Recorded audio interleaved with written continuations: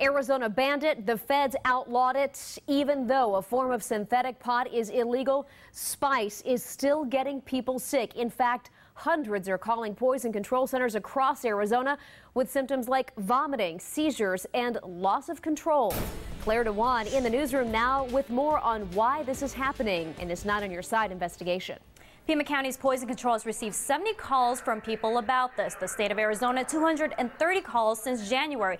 But get this, poison control says a more accurate account is 3 times that, to include those who use it but don't report it. That's about 900 people who smoke spice just this year.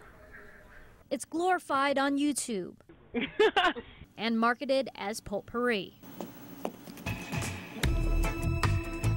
Spice may mimic pot, but the effects are way more potent. One parent says he noticed a big change in his son, who admits to smoking spice.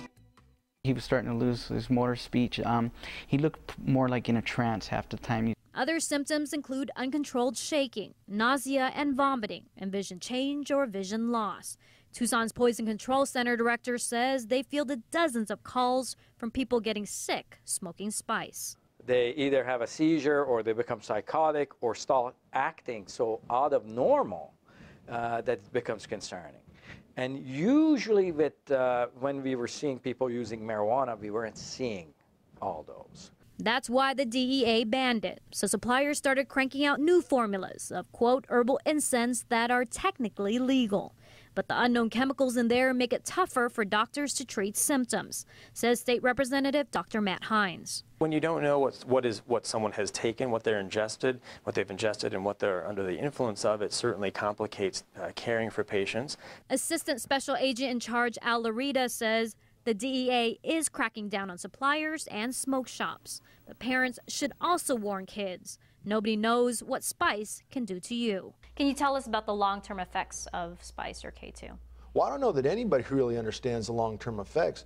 Dr. Matt Hines says even the medical community isn't sure. When you ingest these chemicals, these kinds of substances, they can have long-term effects potentially on the brain chemistry that we don't have any way to predict at this time. So one father is trying to speak up about spice.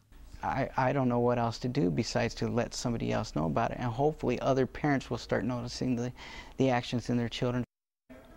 Now, Tucson police are waiting on lab results to move forward with cases against some smoke shops, and the feds are doing synthetic drug raids across the country. Hines, meanwhile, is pushing a bill for sanctions or fines on businesses that knowingly sell spice or something like it. All right, Claire, so we can tell that it's dangerous, but do we know whether there have been any deaths from spice? You know, hard to say for sure, Jennifer, since people often use it with other substances, but spice has been linked to at least a couple deaths here in Arizona. Claire, thank you.